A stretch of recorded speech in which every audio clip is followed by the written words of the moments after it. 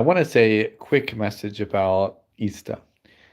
Something that we sometimes miss, and people miss the mark when it comes to understanding the purpose behind Easter.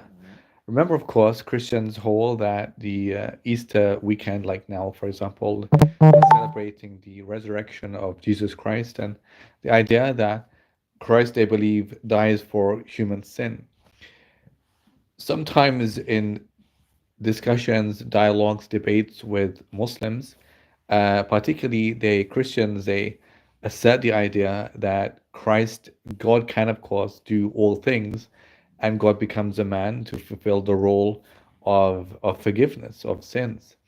And they really push the idea of understanding the how of things, like how God becomes a man, and how that can happen, and about the dual nature of Jesus Christ and all these things.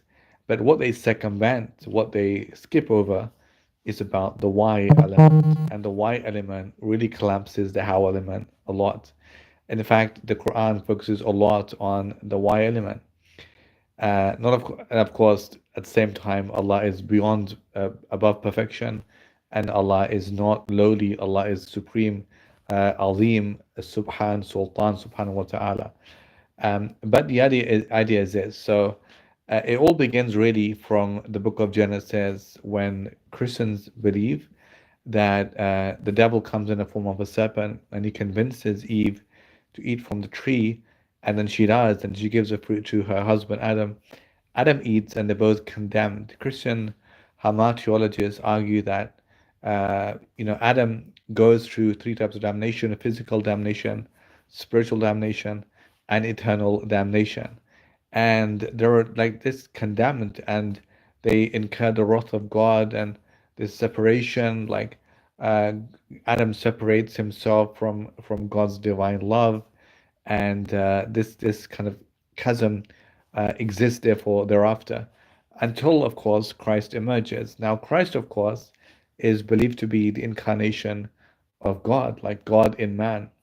And in the words of Anselm of Canterbury, who was 12th century, he was the archbishop, and he was a atonement theorist, and he believed that the reason why God becomes a man is because the sin incurred by Adam from Genesis can't be repaid except by something that is pure and holy, and none can achieve that except God Himself, and therefore God becomes a man to fulfill the role of paying the price of the sin back to Himself.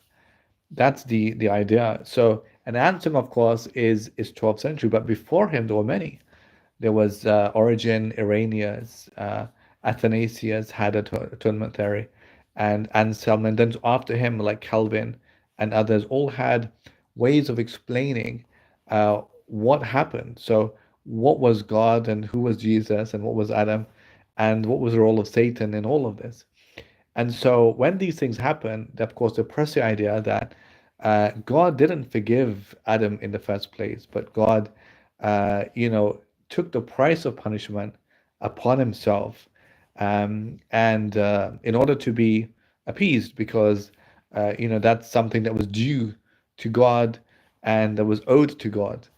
Whereas the Quran, Islam presents a much more beautiful, much more perfect, and accurate position. And what is that? Well, Allah in the Quran, of course, in many places mentions the narrative of Adam alayhi salam in the garden, and the devil, of course, convincing Adam and tricking him to eat from the tree. We both believe, in fact, that happened. We don't have the details about a serpent, and nor do we have details about the devil coming first to his wife Eve. In fact, they're both condemned in the Quran, but the blame really is upon Adam. فَغَوَى Adam, Allah says that Adam was led astray, and Adam, of course, is a man in this situation. He's more responsible. So what happens is that in the Quran, particularly in Al-Baqarah, second chapter of the Quran, verse number 36, 37, it says that فَأَزَلَهُ الشَّيْطَانُ وَنَهَى, that shaitan, the devil, caused Adam and his wife both to slip. The word used is zal, which is a stumble or a slip. And all of us, in fact, we slip sometimes in life. And Allah is saying that Adam and his wife, they both slipped.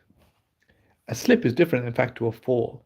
In Genesis, the chapter is called the fall, but whereas in the Quran it says that they slipped. And then the next verse is very key in really understanding who God is in all of this. It says, فَتَلَقَّى آدَمْ مِنْ رَبِّ كَلِمَاتٍ فَتَابَ عَلَيْهِ إِنَّهُ هُوَ التَّوَّابُ الرَّحِيمُ. That Adam, of course, in the stricken state, of course, has now violated that sanctity and has made his mistake and his error. But Allah says, فَتَلَقَّى Adam, that Adam was then given words, conferred words from his Lord. So it's a beautiful image, message of divine love, of closeness, of mercy that is shown towards Adam. Not only does Adam, of course, be forgiven in this situation, but Allah teaches Adam how to ask for that forgiveness. Meaning Allah hasn't abandoned Adam. فَتَلَقَّى آدَمْ مِنْ رَبِّ كَلِمَاتٍ. Allah says Allah, throws words, gives words to Adam to recite.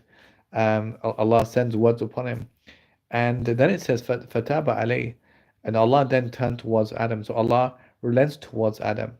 So Allah, in His divine mercy and forgiveness, shows mercy and forgiveness upon Adam.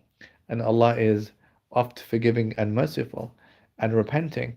So we have a beautiful picture here of Allah's divine closeness and maximum perfection of divine love in that very first encounter between the human creation, Adam, and God. And that's really how the story of Easter emerges. It emerges from this context of the fact that Adam failed. Paul figures Christ as the second Adam. And in fact, that was one of the whole idea of, I think it was Irenaeus, I think it was, who kind of figured Jesus, the second Adam, and whereas the first Adam failed, then the second Adam he passed the test, meaning Jesus Christ and this and that. But remember, of course, that the element is not on the what the how sorry the how. The Christians love to argue around these issues, but what they circumvent, they skip over because it's difficult to reconcile that notion of divine love and forgiveness and the Adamic story in the Christian paradigm, is that they skip over the why element, and the Quran, of course, very strongly answers the why element here by saying that when the devil tricks Adam, it was a slip, and number two, Adam wasn't stricken, he wasn't abandoned, he wasn't isolated, he was receiving, and he received God's divine mercy and love. And there are other examples, of course, in the Quran that are like this as well, and showcasing the same point. So therefore, it's important to teach your children and teach people around you. Allah's maximal perfection, Allah's maximal perfection of His divine love, and that is Him Subhanahu wa Taala. And it's beautiful that one of I think it was Ibrahim alayhi salam, that he says in the Quran, of course, Allah cites him, وَمَا ظَنُّكُمْ بِرَبِّ الْعَالَمِينَ. What is your impression of the Lord of the worlds? جزاكم الله خيرا. السلام عليكم ورحمة الله وبركاته.